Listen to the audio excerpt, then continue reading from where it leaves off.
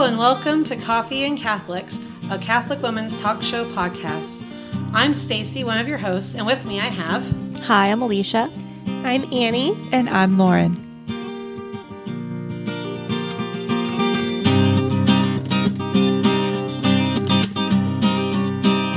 Hello and welcome to Coffee and Catholics. Today we're going to be talking about when God's plans and our plans don't quite line up, and also like when we kind of make other things more important than God.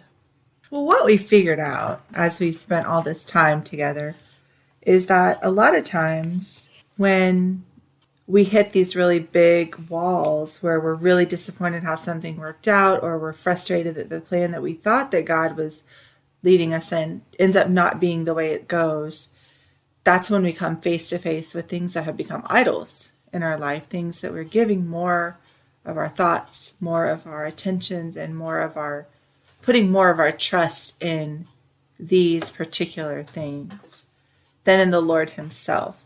And so that's what we wanted to talk about today, was what are some of those things in each of our lives we like to open up and tell you guys what's going on with us and be very vulnerable, because we want to build community with you and we want you to pray for us and as we work through these things. So that's what we figured out we needed to talk about right now during this beautiful season of Advent.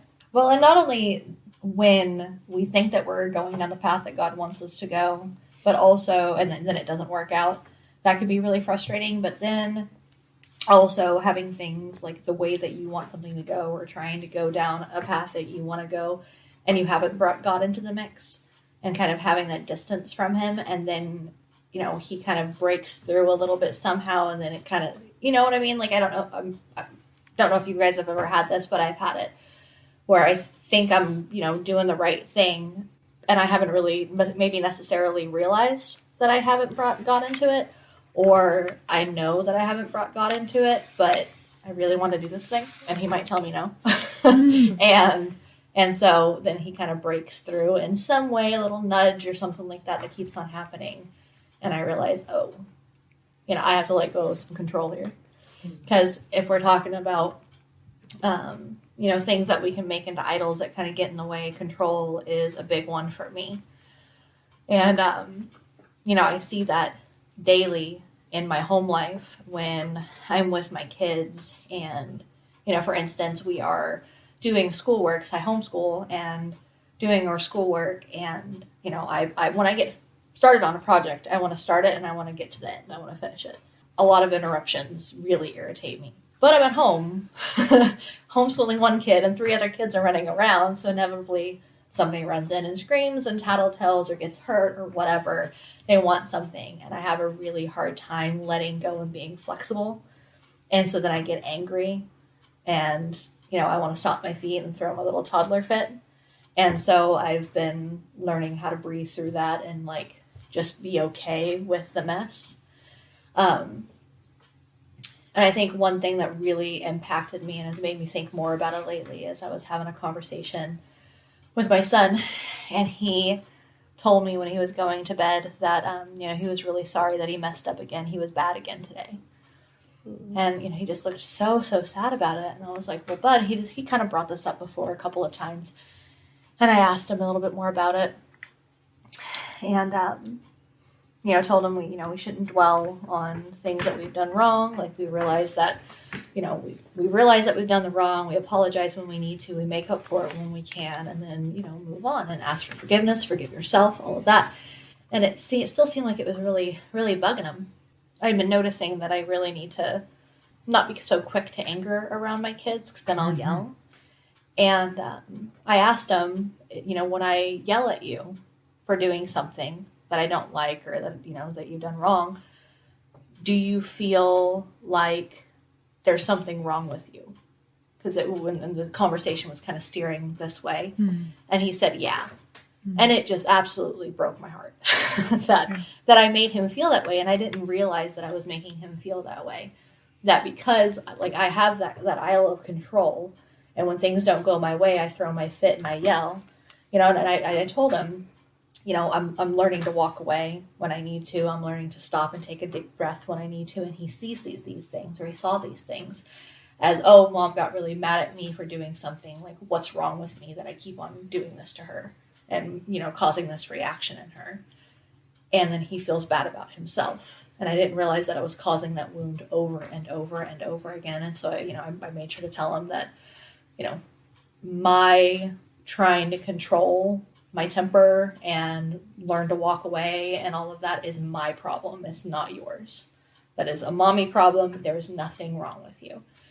And he seemed to feel much better after that. But I think it's one of those that if we don't let go of those idols, it doesn't only affect us. It affects the people around us. Absolutely. And for me, when I've realized that, and this is just kind of another step in learning how my issue with control and wanting things the way that I want them, it's another step in learning how that's affecting the people around me. And so it's just kind of another motivator for me.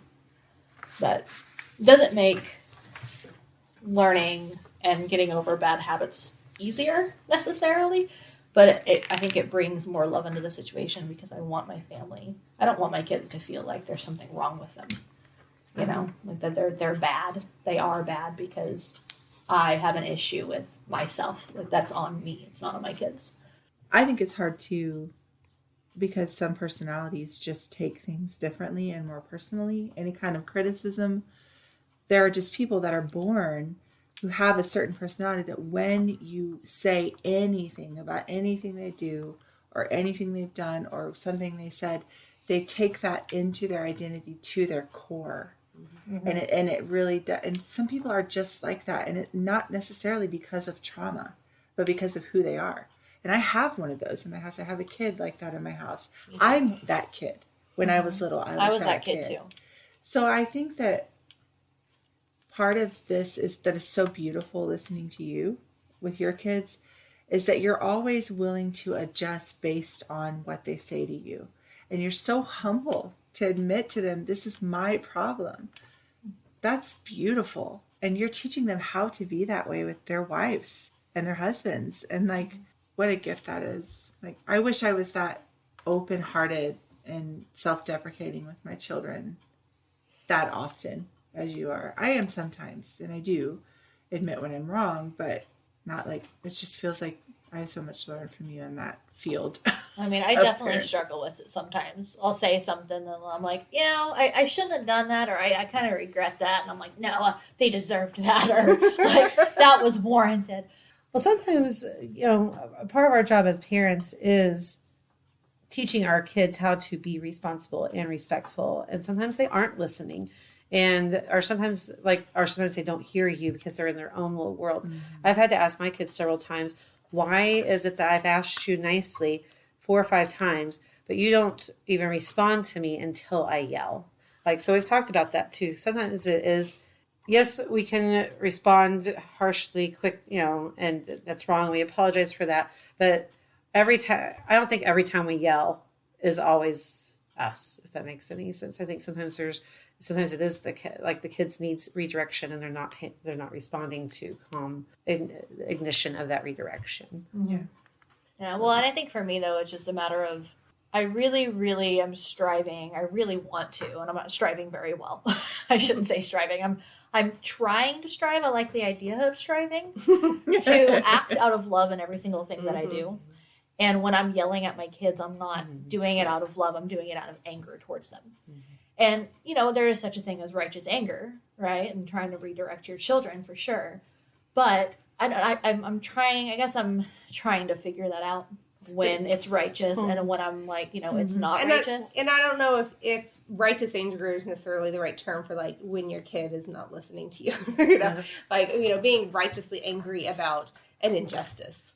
Yeah, but not necessarily an injustice if your kid is just not doing what injustice towards me. Exactly. and the control that you have, that idol. You are unjustly affecting my control of this situation.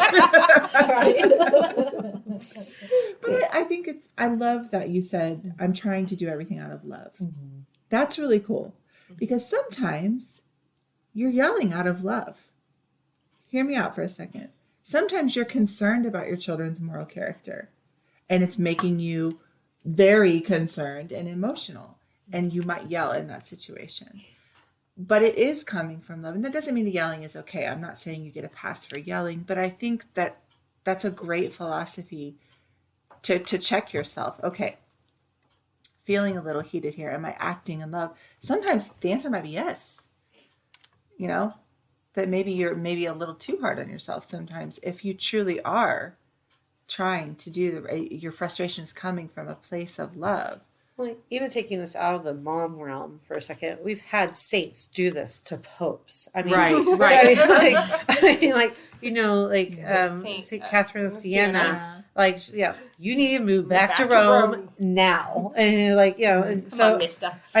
there is a time to when you love somebody and they're not responding, and you know that it's the great I have to shout it from the mountaintops at you because you're not hearing what I'm saying. Like, this is the right thing to do right now. That's and beautiful. So, but this is the right thing to do right now. Even to use those words. Mm-hmm. Mm-hmm. I think I asked my kid the other day, I said, are you, in the 3 seconds it would take you to obey Jesus right now, are you telling me that you're not going to do that and you're going to go over here and do this instead? Now, that sounds manipulative, I know, but we were at the end of our rope. We were where you're talking about, where nothing was working.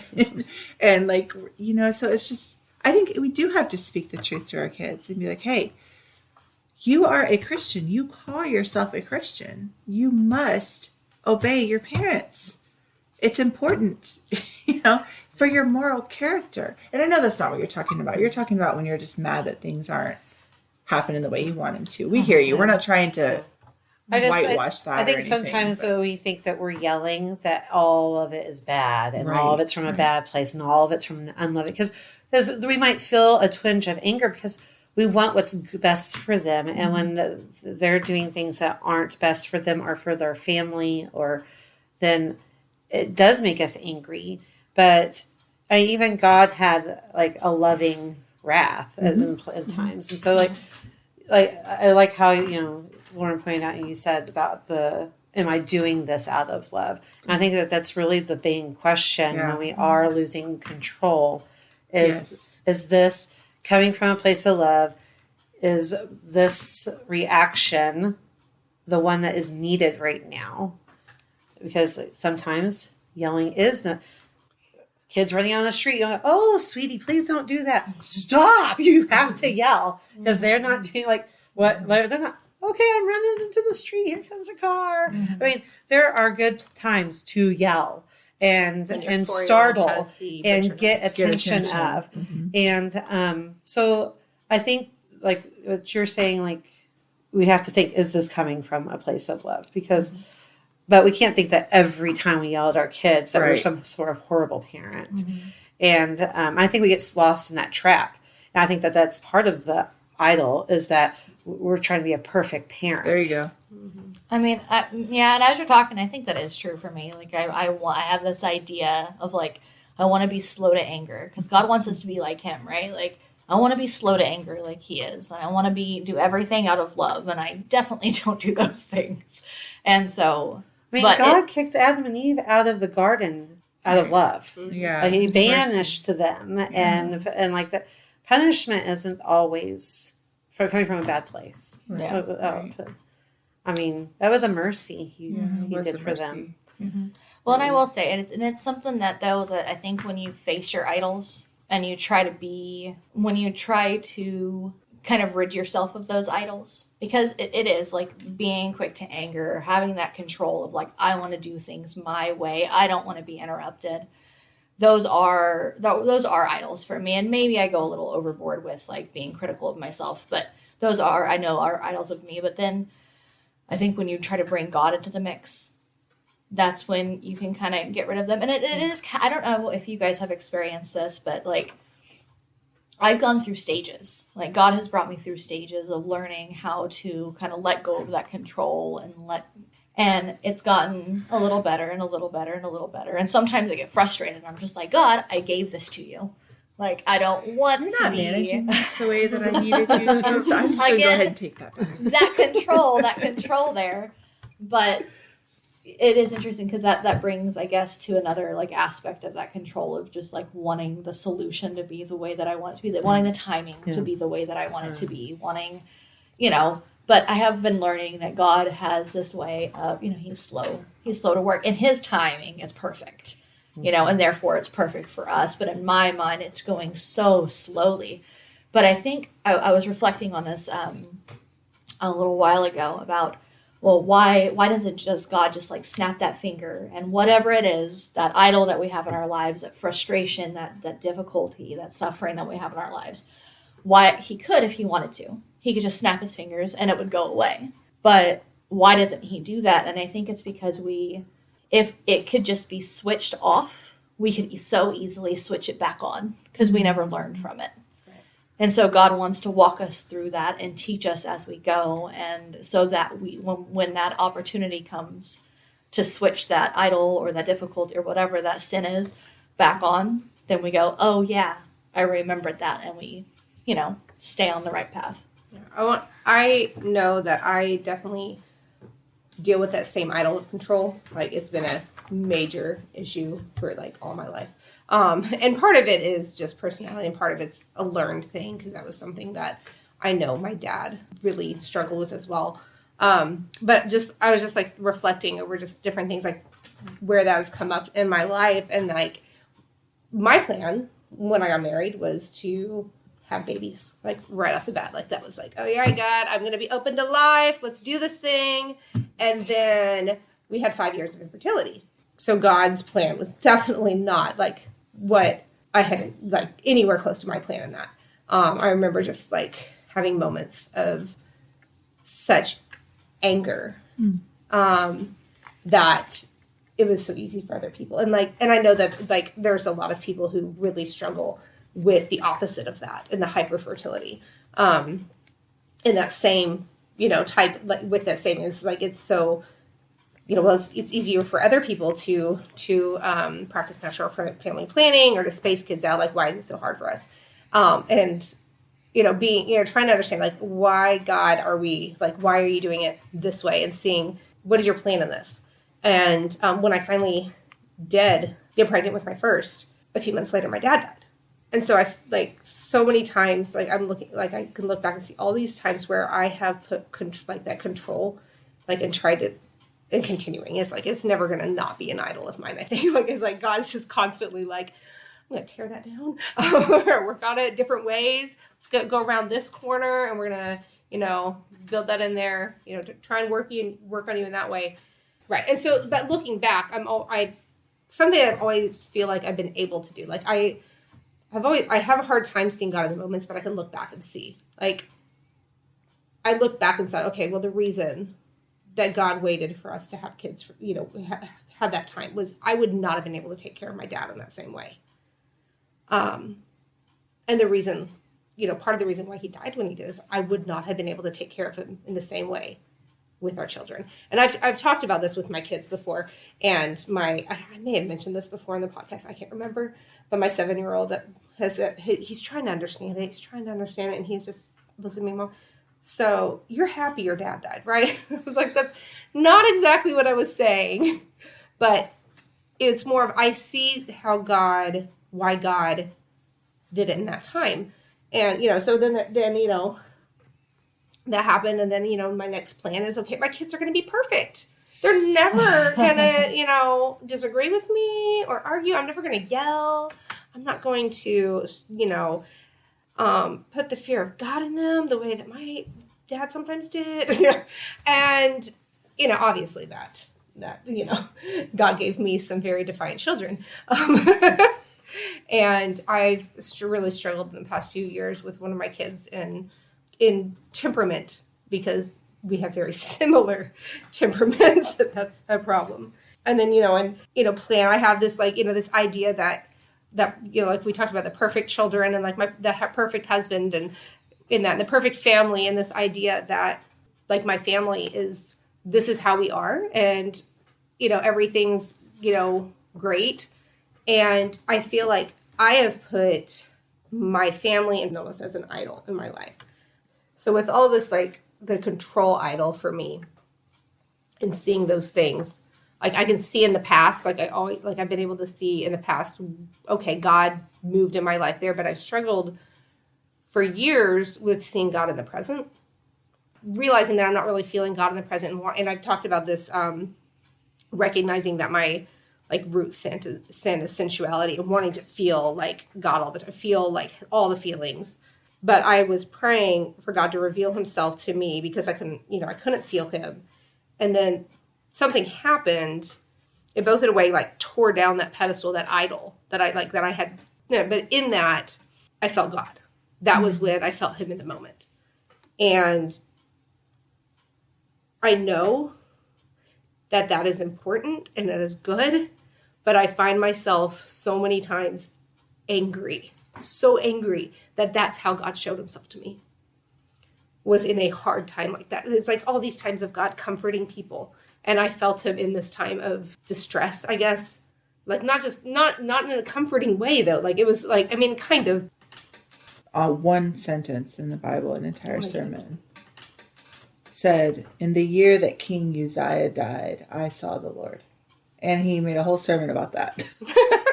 About how when the kings come falling down, when the kings that Israel had demanded God gave them instead of the judges that he had wanted to provide for them, that is when that person experienced that encounter with God. And he went on to talk about the kings and the idols in our lives.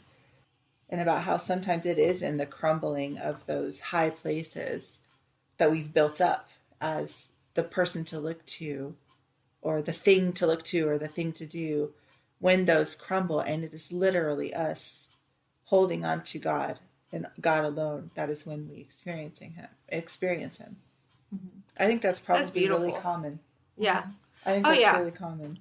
I know it is. Like, I mean, because I see myself like in a different way though. Like it's, putting our families first, like before, our schedules, we're talking, we put there's so much talk about, what is it called? Like, drinking from your cup first. Or what is the term? Like filling your cup first, not drinking from your cup. Pouring from an empty cup. You have to have a full cup to fill others. Yeah. Right, and I think that a lot of us, because mothers pour from their empty cup all the time. Yeah. That has been filled with backwash from the top. Old coffee, all the chunks. She says that because I'm drinking cold coffee right now.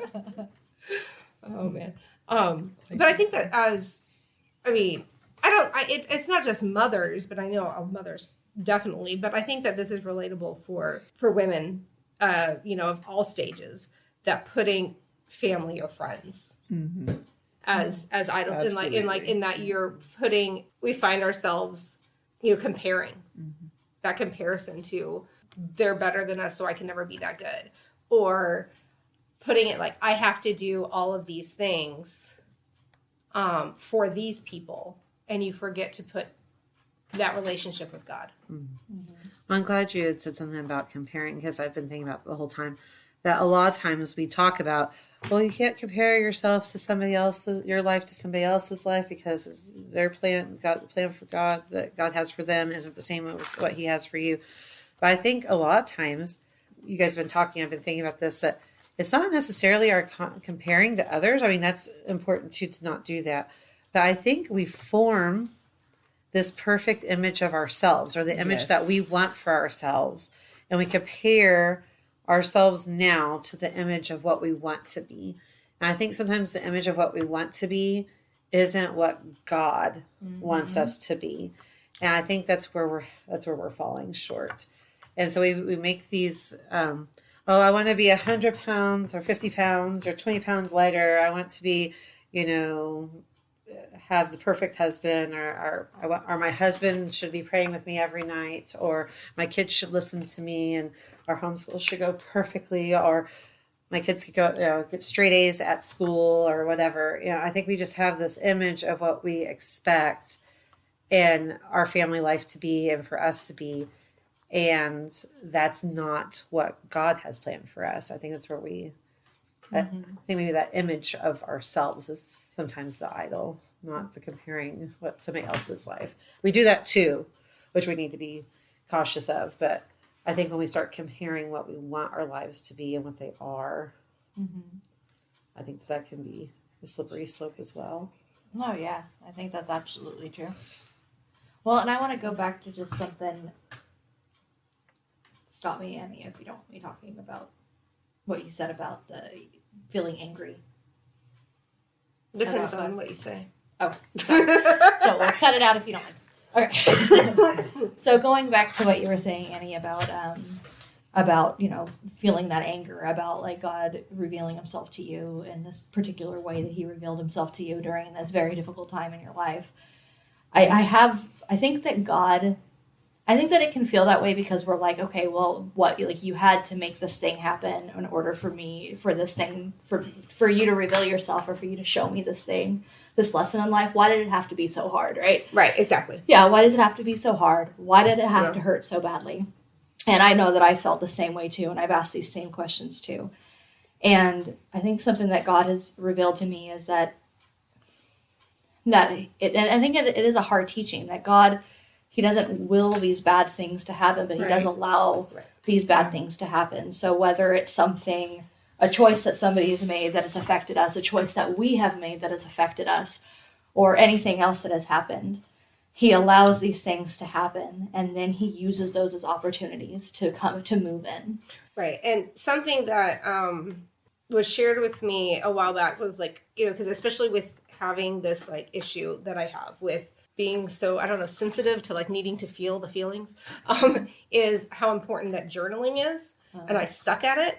I really hate journaling. Like when I do it, it's great, but I hate it because, but the reason why is that so that when you are having those feelings of consolation, having those times, that is documented. Yes. So that when when you go back and you're having when I have these like moments, like I had one recently where I was just so upset, I can go back, you go back and you read through and you see, okay, no, God hasn't abandoned me. Okay. Like it's just me right now being in this dark place. And I need to say, God, all right. No matter how I'm feeling, you're still taking care of me. But that also is biblical. I mean, and many times in the Old Testament, God told the people, write this down. Mm-hmm. Mm-hmm. Write this down. Make an altar of when this happened. Make a memorial of this time. That is a move of the Holy Spirit in your life. He's telling you, I am trying to help you cope. I'm trying to answer your question here. You are a person who needs to revisit. That's just who you are. Well, and I mean, I think as a people, just like we are so easy to forget. Yes. Talking about biblical times. So looking at the Israelites when they first came out of Egypt, and they're like, if you would have just left us in Egypt. They were under this horrible persecution and slavery, brutal slavery for 400 years. Yeah. And they were like, why didn't you just leave us there? We would have been better off. And then God has done all these beautiful things for them. He made these miraculous signs. My kids are so frustrated with the Israelites right now because we're going through this, and they're like, "Oh my gosh, Mom!" Yeah, but it is frustrating reading it, but it is us. Yes. And I think that's one thing with God is that He has this way of, if you can write it down and you can look back at it, or you have this really, really difficult time in your life where an idol has been torn down and it's painful. And I think when God moves in and He uses that as an opportunity to move into your heart, I don't know, one thing that I've learned is just how beautiful it is. Like, it can be unbelievably painful. Yes. But I have learned how beautiful that pain can be and it sounds so weird, but it can be beautiful pain because it is a pain that is it's that, like you talked about, Laura, and over and over, that chisel that hurts to get chiseled at and everything, but then God's replacing that broken piece in you that He took out with Himself. And so, and when you can do something like write it down, you can look back at it, or you can try to see God in the moment and go, wow, like, this is a really hard thing to do, to see Him in the moment right now during this particular thing that I'm going through or whatever. But, I don't know. I mean, go ahead. Sorry. Well, so this whole time they've been talking, and even kind of beforehand, I've been over here doodling for a good chunk of our conversation. And Alisha just gave me the right place to come in, because the breaking, when you say we have these broken pieces of us and God fills Himself, and I know I've talked about in a previous podcast about the Japanese art of kintsugi, which means golden journey. And it's this repairing of broken pottery by mending the areas of breakage. And so, well, the other day we had our family faith formation class, actually, I guess it was yesterday. And Father talked about theosis, where it's the process that God fills us with himself to become more like him. And he talked about St. John Bosco and how he related this idea of theosis to running kind of like water starting up in the mountains and then making its way to the ocean, and how it makes more space and more space and more space. And as Father talked about that, you know, I'm a science person. So of course I'm thinking about the water cycle and and how, like, you know, like one does. Yeah. And, well, but it really actually really fit well with what we're talking about and what Father was talking about. This whole, like, God uses these moments that we break to fill us with himself. To think of God as the water. And so we have these bigger breakages and these bigger breakages, and he fills more of ourselves with us. But then, like the water cycle, the sun then takes that evaporates that water and takes it and then puts it kind of back. And it's not necessarily the same starting point, but it's a new, like, he took you from where you were, and now you have a new starting point. Mm-hmm. And then it all kind of happens again until you are totally filled with him. Wow, you are a nerd. And so, no, just kidding. That's beautiful. That's beautiful. That is very beautiful. But so, like, I think that when we have these moments of breakage, when we have these idols in our lives, and God kind of, you know, slaps us in the face and tears them down for us and fills us with him, that it's this big opportunity to allow him in. Because I think that's really what those times are, is we get a choice at that point of, do we let him in, or do we make the choice to turn away, which has been the whole thing from the beginning. We either choose to be with God or we choose to be away from him. I think we also have this sort of weird, I don't know, evangelical something idea. We're supposed to be grateful for these terrible things that are happening in our lives. We're not. And we have to reject that. Our Lord asks us to seek his company in it so that he can infuse it with his life and make it do something. And you have to wait years, and you may not even see it. I think about, like, I've been reflecting a lot about Saint Zélie Martin, and that, and, you know, she died when Saint Therese was she 3-4 years old? I can't remember. Yeah, she's really little, and, you know, she didn't live to see the fruit of her mothering, I guess you would call it. Like, she didn't live to see all her daughters grow up and become the saints and blesseds and, you know, I mean, these women, or her, you know, and her husband. And she didn't see that. All she saw was that little bit that she had on earth. And that's what we see. If we are constantly putting other things above God, you know, our plan and our idols first, and refusing to acknowledge that there's any other plan that could, like, that God doesn't have, you know, that our ideas are going to be better than God's, and not seeing those little ways that, I don't know what I'm trying to say, but the kind of going back when I was talking about, like, allowing God in or not, and then we kind of continue with the discussion. Annie kind of put that, like, exactly what I was trying to say. Like, not, you know, letting God in doesn't have to be joyful. We've heard Alisha talk about lots of times on this podcast where she's struggling with some time and she's kind of angry with God, but she goes, okay, I'm going to let you be here anyways, you know, kind of a thing. Like that. You know, sometimes, you know, we don't have to be happy about the breakage that happens in our life, but allowing God to be present there and be with us. And that's also something we've talked about, like, we are in this journey together, and God is the leader. And so letting him be there, and just his presence, we don't have to talk to him. It's like that cartoon where the old couple is on the bench and it's raining, and they're obviously just have a fight, but the old guy's still holding the umbrella over the woman. I love that, like, so much. I'm mad at you, but I still love you. And I don't feel it right now, but I'm going to protect you, and I'm going to let you be here. And, So the breakage doesn't have to be a joyful thing, like you were saying, but we have a choice on how we react to his presence with us and letting him fill us or not, which is part of his mercy in the first place. I mean, that was, yeah. Well, and I mean, I know that before we actually started recording, we had talked about like a couple of different idols. And it seems like during this podcast, we really only talked about control. And so it seems like that's kind of like a foundational kind of idol in your life, regardless of what it might be. Like if your idol is your phone and being online all of the time, if it's, I don't know, if your idol is food, if you're like the thing that you put above God is something else, like a material thing, it's still having that control over the thing. If it's productivity. Well, I was going to say that it really does come down to control, because I would say that progress and productivity are probably two of mine.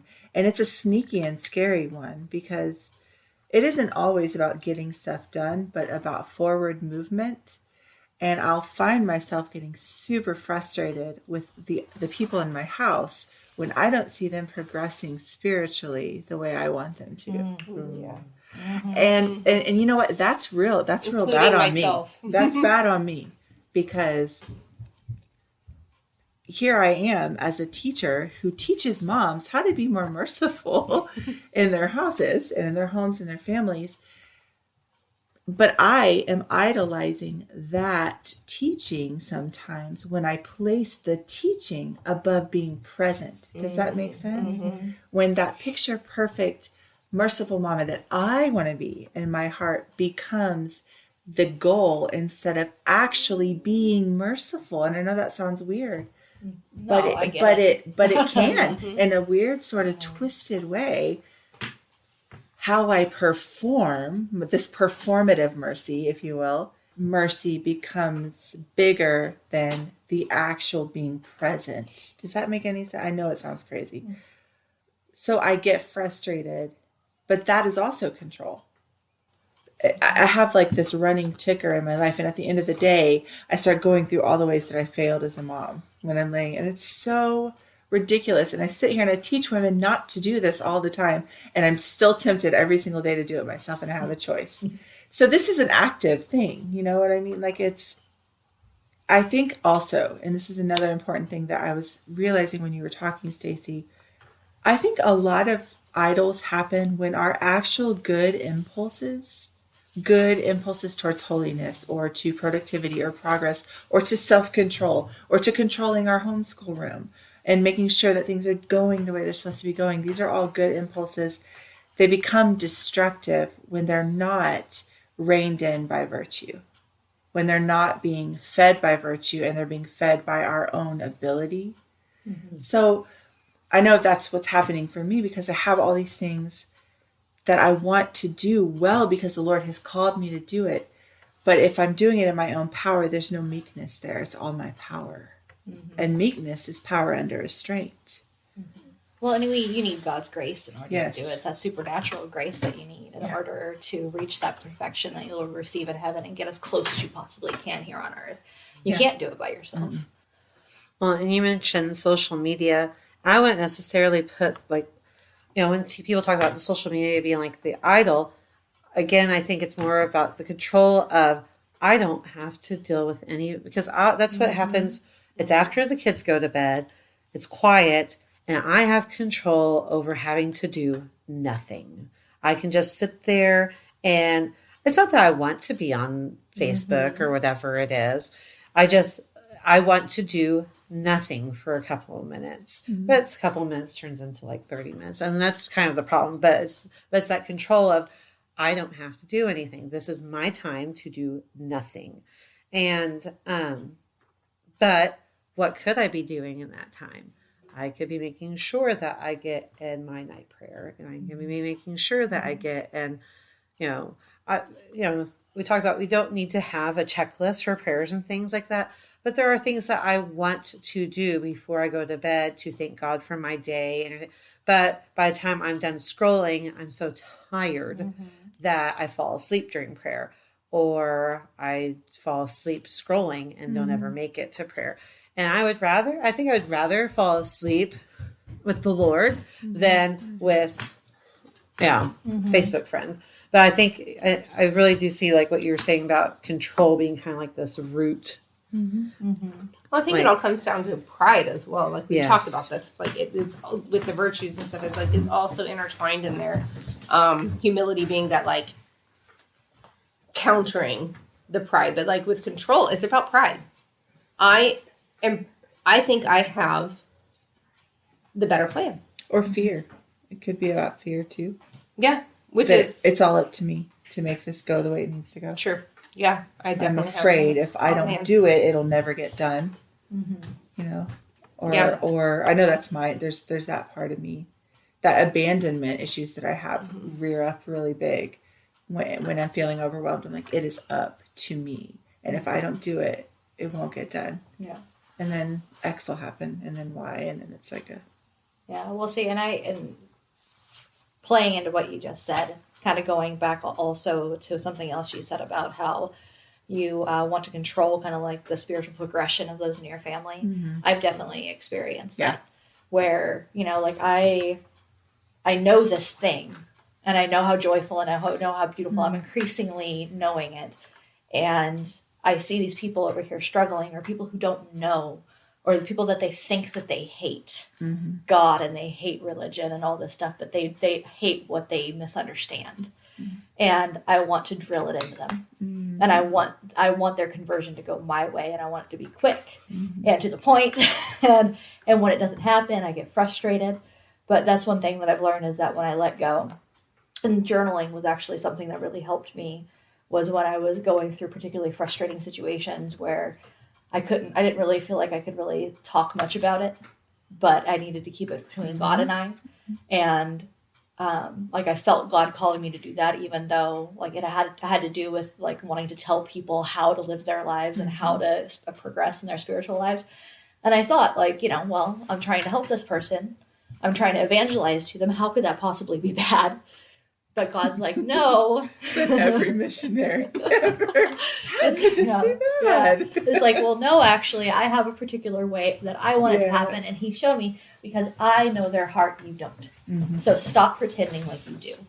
And that's one thing that God has really been showing me, to increase kind of my trust and try to teach me to let go of control more.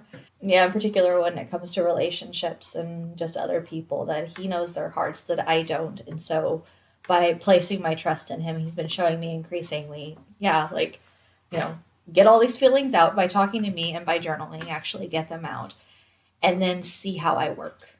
And it might not be as quick as you want it to be. It's probably not going to be, or it's not going to be the way that you wanted it to be, but you'll start to see it. And I have started to see that. And that's been filtering into other areas of my life where it doesn't necessarily have to do with other people, but situations in my life where I'm like, okay, well, I want to handle this particular situation in this way. And I'm learning, no, actually, like God's got control of this, because he knows what's going to happen. He knows his plan. I don't. So if I can just step back, let go of control, let go of that pride that I have everything right, and that, you know, I just need to, I need to be able to make A, B, and C happen. If I can let go of that, God can actually do his work. Yeah. I'm always so quick to like tell other people, like, oh, you know, you might not see it, and you're going to, you know, like just continuing to pray and, you know, and stepping back. But then like when it's within my own home, like, you know, it's so hard to not be like, you should just want to love God. You know? Yeah. But, you know, in my own experience, like in seeing, in my advice, like talking to other people and seeing that, you know, the progress from, you know, has, when you let go and like, and kind of step back and just kind of work through it, like through your prayer and not just in your face. Like I know I've seen their fruits. Well, and that makes me think about how, you know, if we're not going to be able to control how this person actually receives God into their lives or grows in God, which we're not going to be able to control that. You were talking about prayer and praying for those people and how important that is, because I think it can sometimes get to the point, and I felt it, where it feels pointless. Like I've been praying for this thing for this person over and over and over again, and it doesn't seem like anything's happening. I'm not seeing any kind of progress here. But got lots of those. Yeah. But I don't know how God's working in that person's life, and I can tell them all the apologetics that I want to about why the faith is correct and why you should believe in God and why you should trust God. And I can tell you my experiences. And while there are certainly times and places for that, and evangelizing is something that we ought to do out of love for that person, and just saying, yeah, I went to Mass today, it was beautiful, that's an evangelization in and of itself. But praying for that person, because they are effective. They really are. And I was listening to somebody speak recently, and they were talking about how people who are more righteous, people who are more holy, their prayers are more efficacious. And how, oh my gosh, like, if that was our goal, not only to grow in Christ so that we can love Christ more, so that we can be more efficacious, effective. Have him more, we can be more effective for the people that we love and that we're praying for. That's an amazing goal. And so we can really help people along in that way in terms of their spiritual life. I will say this part. Okay, sorry. There's somebody in my life who has gone in the past 4 years from yelling at another family member when they said that they pray for them. Just, I'll pray for you, just yelling, don't do that, to asking me for their prayers. Like, wow, that's awesome. So, little by little, those little seeds. We may not see all of it, but and I think it's because God comes in a personal way. Like he reveals himself in Scripture. He reveals himself throughout church history and in the tradition of the church. And we have the responsibility, the obligation to evangelize to other people by showing them love and talking about how God has worked in our lives and things like that. But the reason I think that why we can't force somebody into a conversion, either initial conversion or a deeper conversion, is because we can't work personally in their lives like God can. Like God comes, and I think we've all experienced this multiple times, how God reaches to you in those most intimate ways, those things that are most personal to you in the most gorgeous ways, sometimes painful ways, but the things that are so important and so, like I said, so intimate to you. And so that's what he's capable of doing. I can't work in that person's heart that way because I am not God. I don't know their heart like God does. I have a similar story. This is kind of an interesting thing that is coming together as I'm listening to you guys. There was someone in my family who was repeatedly wounding me. Were they doing it on purpose? It doesn't really matter because it was done in a neglectful way. And so, yes, it was a wound. And it was someone who I thought was progressing in the spiritual life, thanks to all of my good prayers, but they really just kind of tanked out or bottomed out in my mind, and they turned out and did something like that, and I was just like, oh my gosh, and it just broke my heart, and I was really sad about it, like for months, and I kept complaining about it, and like. And it was justified. I'm not being, it was something that was it was an issue. But then there was a person who the Lord moved me to tell about the struggle, who I never would have told normally, who I felt had not been progressing spiritually at all. And that person took it upon themselves to be an agent of healing in my life with that other issue. And in the same time that they were doing that, God was drawing that person who I thought was not progressing deeper and closer to me and deeper and closer to himself. By being an agent of my own healing, that person experienced God, the one who I thought wasn't doing so well spiritually.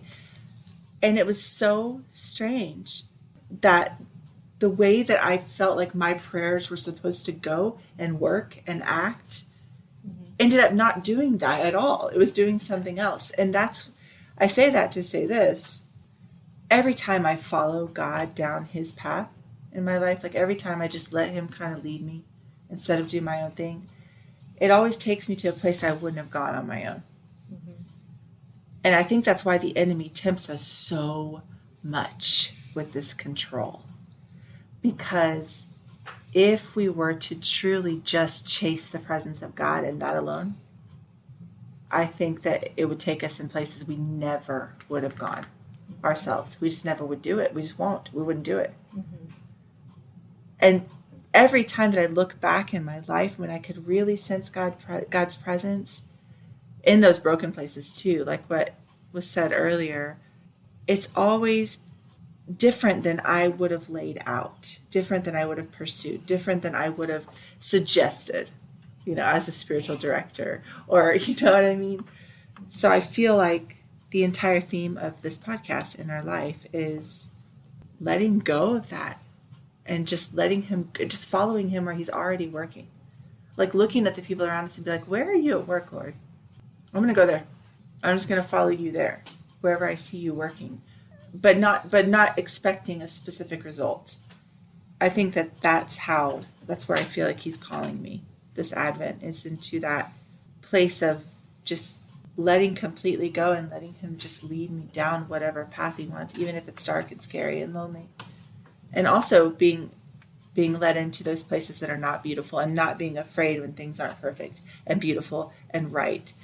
Somewhere along the lines, we've gotten some sort of idea that we have the right to never be inconvenienced or interrupted. And I don't know where that comes from, because that is completely not the reality in any of the saints' lives. Well, it's a reality in my life. Well, yeah, well, Annie is the only one who has never been inconvenienced. But we do, like when we're driving or something, like if someone cuts us off, we're like, yeah, how dare you? And my husband and I argue about this all the time. I'm like, it wasn't personal, babe. Like, she's just driving. And he's like, so it's, sorry, honey, I had to tell everybody about road rage.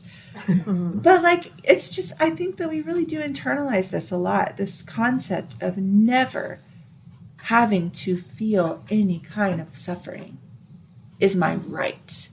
It's my goal. And we construct these plans so that it's never difficult for us, like a Tetris game.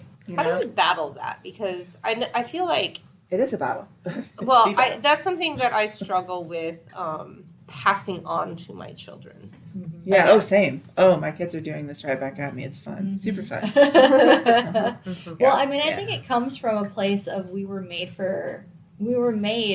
to live without the pain and the suffering. Right. We were. And we're not maybe working is the wrong way, but way to describe it, but we are meant to go to heaven where there is no pain and suffering and struggle and inconvenience. And so I think that maybe that desire that we have is a good desire, and that it is leading us to heaven, that the fulfillment of the desire is in heaven. But we can get so bogged down in our own pride and our own sin that we twist and distort the means by which we achieve that goal. And so therefore the means and the end in our lives right here and now is sinful, it is distorted, it is painful. But if we were to reorient ourselves to, okay, actually, God is the one in charge and that's my goal, that should be my means as well. Well, and that's partially because we're trying to create heaven here. Yeah, the whole utopia. The whole utopian idea. But I think it's because also that we forget that heaven is here. It is. Yes. Constantly, heaven, like every Mass, heaven and earth are united. Every sacrament, heaven and earth are united. It's constantly, heaven is already here. But because of this desire to be there constantly, we have this distorted view of we have to create utopia here. Yeah. And that's, Yeah, well, and not only in every Mass do heaven and earth unite, but every moment of every day we are united in the church triumphant by Christ's death and resurrection on the cross, by his redemption. And so we are one church their death doesn't separate us anymore. Mm-hmm. And so, I have this quote from Edith Stein that I think if we choose to close here with this, might be a really good place to close. This is good for Advent. It's she's talking, I think the context here is she's talking about the practice of recollection and going back to the Lord throughout your day and connecting with him in those times of true deep rest, not scrolling, but that reconnection with him where it's not escapism, but true soul rest. And she says, God is there in these moments of rest, and he can give us in a single instant exactly what we need. Then the rest of the day can take its course under the same effort and strain, perhaps, but in peace.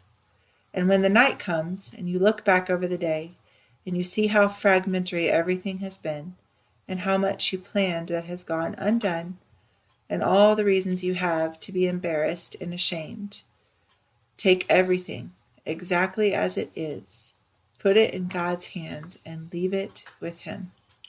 Then you will be able to rest in him, really rest, and start the next day as a new life. And as always, thank you for joining us. Thanks. Thank you. Join us again in 2 weeks. Until then, may God bless you and may Mary accompany you. Coffee and Catholics is a proud partner of the Smart Catholics Podcast Network. Find new shows to love, meet like-minded Catholics, and join the community at smartcatholics.com.